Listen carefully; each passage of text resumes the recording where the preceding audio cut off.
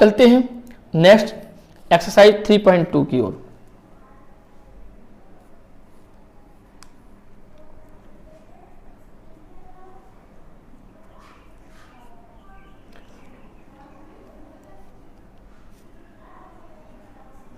तो एक्सरसाइज 3.2 में कुछ बेसिक कॉन्सेप्ट हैं, थोड़ा सा क्लियर कर लें, समझ भी लें।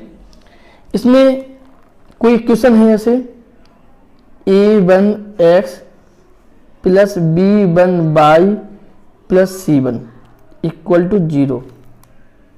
सेकेंड इक्वेशन है a2x plus b2y plus c2 equal to 0।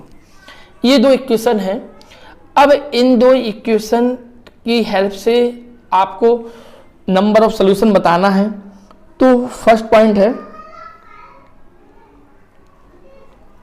ध्यान देना, इफ a1 अपॉन a2 की वैल्यू b1 अपॉन b2 के इक्वल आ जाए और इक्वल ना हो, a1 upon a2 is not equal to b1 upon b2, अगर ऐसा है तो इसके अद्वितीय हल होंगे।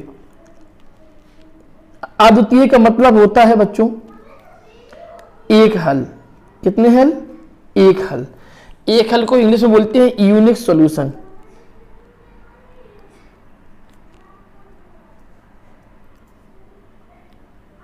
Unique solution.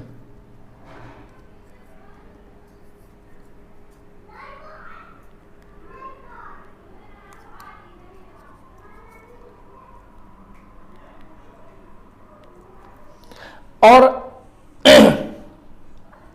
अब देखते हैं सेकंड,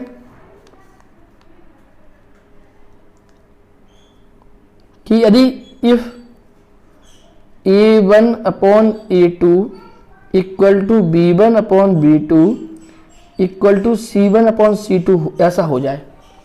अगर ऐसा हो जाता है तो हम कह सकते हैं कि इसके अनेक हल होंगे। कितने हल होंगे? अनेक हल होंगे। अनेक हल को ही इंग्लिश में बोलते हैं इनफाइनाइटली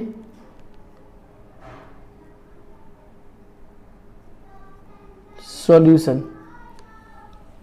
तो इसके इनफाइनाइटली सॉल्यूशन होंगे। और थर्ड कंडीशन है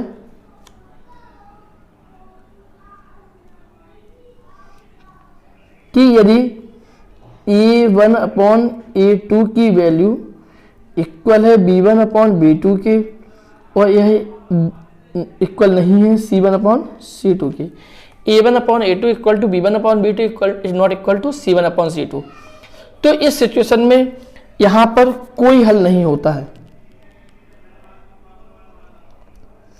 कोई हल नहीं होगा, मतलब these have no solution. These have no solution. तो आपने देखा कि यदि ये इक्वेशन अगर a1 upon a2 is not equal to b1 upon b2 है तो यह इसका यूनिक सॉल्यूशन होता है, और अगर तीनों इक्वल है तो इनफाइनाइटली सॉल्यूशन होता है। और अगर a1 upon a2 equal to b1 upon b2 है परंतु यह c1 अपॉन c2 के इक्वल नहीं है तो कोई हल नहीं होता है। ये तो हो गई है हल की कंडीशन। लेकिन यदि एग्जामिनेशन पूछे कि टाइप्स ऑफ लाइन क्या है, तो बच्चों ध्यान देना, types of line, types of line में अगर ऐसा है तो ये इंटरसेक्टिंग लाइन होती है। कैसी लाइन होती है? Intersecting line. इंटरसेक्टिंग मतलब बोलते हैं प्रतिच्छेदी रेखा। कैसी बोलते हैं? प्रतिच्छेदी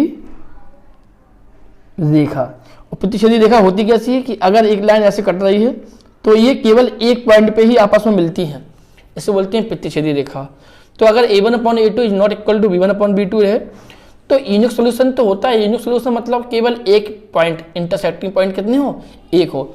तो आप देख सकते हो अगर क्रॉस लाइन है तो इनका इंटरसेक्टिंग पॉइंट केवल एक ही होगा।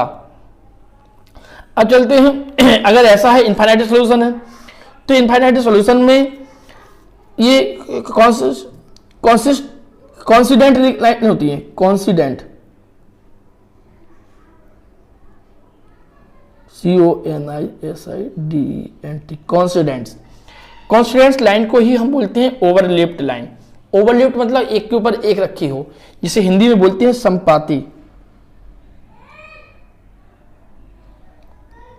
तो रेखाएं संपाती होंगी तो ऐसा फिगर बनेगा कि एक लाइन है, इस लाइन के ऊपर अनदर लाइन रखी हुई है इसी के ऊपर जस्ट। तो इस पोजीशन में क्या होगा कि इसमें इंटरसेक्टिंग पॉइंट जो होंगे, इनके प्रतिच्छेदन पॉइंट जो होंगे बहुत सारे हो जाएंगे, इसलिए इसे बोलते हैं अनंत हल। तो इस प्रकार की लाइन को बोलते हैं कॉन्सिडेंट लाइन, हिंदी बोलते हैं संपाती, और इसके इनफाइनाइटली सॉल्यूशन होते हैं। लेकिन यदि कोई हल नहीं है तो इसमें होती है पैरेलल लाइन। कैसी लाइन होती है? Parallel line. और पैरेलल लाइन को आप जानते हैं किसे क्या बोलते हैं? समांतर रेखाएं। और समांतर रेखाओं को आप जानते हैं कि अगर समांतर रेखा है तो एक लाइन ऐसी है, तो जो दूसरी लाइन होगी वो इसके पैरेलल होगी, मतलब वो आगे जाकर कहीं भी नहीं मिलेंगे। तो आपने देखा कि अगर दो इक्वेशन दी गई हैं तो उन इक्वेशन से किस प्रकार से लाइन प्राप्त होंगी। लाइन केवल तीन प्रकार की होती हैं, एक होगी इंटरसेक्टिंग लाइन, एक होगी कॉन्सिडेंट लाइन, एक होगी पैरेलल लाइन। इसे ही बोलते हैं संपाती रेखा, प्रतिच्छेदी रेखाएं, संपाती रेखाएं और समांतर रेखाएं। और सॉल्यूशन के लिए आपने देख ही लिया है। तो ये इस टॉपिक का पूरा सॉल्यूशन है। अब इसका फर्स्ट क्वेश्चन जो है वो आप लोगों को लगाना है, क्योंकि फर्स्ट क्वेश्चन में ग्राफिकली हमें सॉल्यूशन करना है, इक्वेशन को ग्राफिकली सॉल्व करना है। और ग्राफिकली सॉल्व करने के लिए अभी मैंने पिछली एक्सरसाइज का क्वेश्चन नंबर 1 जो बताया था, ठीक वैसे ही लगाना है और आपका आंसर आ जाएगा। क्वेश्चन नंबर 2 है। सेकंड में आपको चेक करना है कि क्या लाइन है क्या लाइन नहीं है, कि ये इंटरसेक्टिंग लाइन है कि पैरेलल लाइन है कि कॉन्सिडेंट लाइन है। तो इसके लिए हम एक एग्जाम्पल के माध्यम से आपको बताते हैं कि हम कैसे पहचानते हैं कि ये रेखाएं इंटरसेक्टिंग है, प्रतिच्छेदी रेखाएं हैं, संपाती रेखाएं हैं कि समांतर रेखाएं हैं। तो चलो चलते हैं एग्जाम्पल्स के माध्यम से। तो देखिए एग्जाम्पल 1 लेते हैं।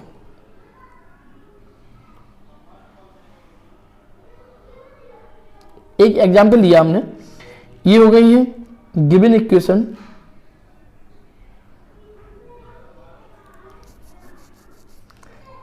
x - 2y = 0 है, 3x + 4y - 20 = 0 है। अगर आप देखें तो मैंने अभी बताया था आपको कि ax1 + by1 + c, मतलब x का कोएफिशिएंट होगा वो a होगा, y का कोएफिशिएंट जो होगा वो b होगा, जो जिसमें x और y कुछ नहीं होगा वो क्या होगा? c होगा। तो देखते हैं यहां पर हेयर a1 = आप देखिए ऊपर वाली इक्वेशन में x का गुणांक 1 है, b1 = -2, c1 = 0, क्योंकि यहां पर कोई भी अचर पद नहीं है। ऐसे ही a2 = 3, b2 = 4 और c2 = -20 आ गया। अब आपको क्या करना है? हमें चेक करना है कि a1/a2, b1/b2 और c1/c2 ये आपस में इक्वल है कि नहीं। तो देखो सबसे पहले निकालते हैं हम a1/a2। a1 की वैल्यू है 1/3। ऐसे ही हम b1/b2 निकालें तो -2/4, 2 बन जा 2, 2 2 जा 4, ये आया -1/2। आप देखिए कि यहाँ पर a1/a2 की वैल्यू 1/3 है, यहाँ पे -1/2 है, ये दोनों इक्वल नहीं आई है। मतलब ये a1/a2 जो है is not equal to b1/b2। इसका मतलब क्या हो गया? दीज हैव यूनिक सोल्यूशन, मतलब अद्वितीय हल होगा। या हम कह सकते हैं कि ये इंटरसेक्टिंग लाइन होगी। कैसी लाइन होगी? इंटरसेक्टिंग लाइन, मतलब प्रतिच्छेदी रेखाएं। तो अगर ऐसा है तो हम कह सकते हैं कि ये प्रतिच्छेदी रेखाएं हैं, या इसके आदतीय हल हैं। तो आपने देखा कि अगर a1/a2 की वैल्यू b1/b2 के इक्वल नहीं आती है तो वह यूनिक सॉल्यूशन होती है। अब चलते हैं दूसरे एग्जाम्पल की ओर। तो दूसरा एग्जाम्पल है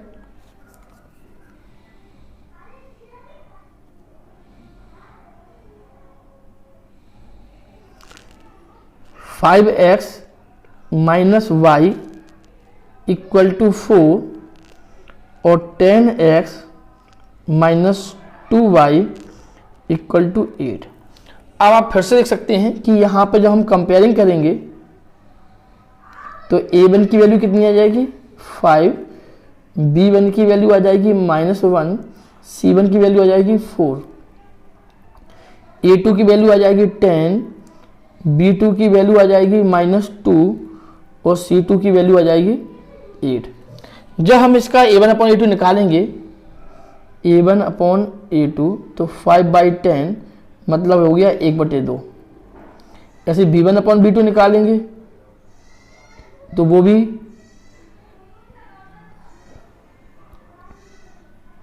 1/2 आ गया और c1/c2 भी निकालेंगे तो 4/8 मतलब ये भी 1/2 हो गया। तो आपने देखा कि इसमें a1/a2 equal to b1/b2 equal to c1/c2 है। इसमें तीनों ही इक्वल हैं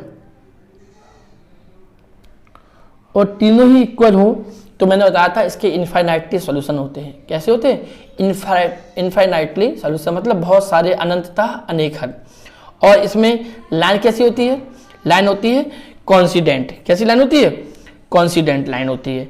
और तो इसका सॉल्यूशन क्या हुआ? इनफाइनाइटली सॉल्यूशन हो गया। अब चलते हैं एग्जाम्पल, एक और एग्जाम्पल, लास्ट एग्जाम्पल से आप और समझ में आ जाएगा।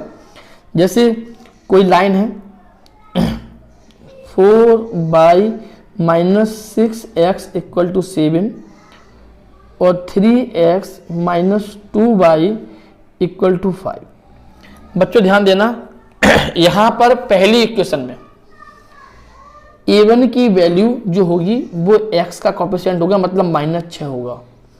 b1 की वैल्यू 4 होगी, c1 की वैल्यू 7 होगी। सेकंड इक्वेशन में a2 की वैल्यू 3, b2 की वैल्यू -2, c2 की वैल्यू 5। जब हम a1/a2 निकालेंगे तो आप देख सकते हैं यहाँ पर -2 आ जाएगा। b1/b2 निकालेंगे तो भी -2 आ जाएगा, परंतु c1/c2 निकालेंगे तो ये 7/5 आएगा। कितना आएगा? 7/5। मतलब क्या हो गया? a1/a2 is equal to b1/b2 but not equal to c1/c2। इस कंडीशन में ये इसके कोई हल नहीं होंगे, दीज हैव नो सोल्यूशन। और यह एक पैरेलल लाइन को रिप्रेजेंट करती हैं, क्योंकि पैरेलल लाइन ही ऐसी होती हैं जो किसी को प्रतिच्छेद नहीं करती हैं। तो आपने एक तीनों एग्जाम्पल के माध्यम से तीनों क्वेश्चंस को समझा, तो अब मुझे विश्वास है कि आप लोग क्वेश्चन नंबर 2 भी लगा सकते हैं, क्योंकि क्वेश्चन नंबर 2 एक्सरसाइज 3.2 का उसमें हमें चेक करना है कि कोई लाइन इंटरसेक्टिंग लाइन है, कि पैरेलल लाइन है, कि कॉन्सिडेंट लाइन है, मतलब प्रतिच्छेदी है कि समांतर है कि संपाती है। और तीनों की कंडीशन मैं आपको लिखा चुका हूँ, समझा भी चुका हूँ, तो आप चेक कर लेना।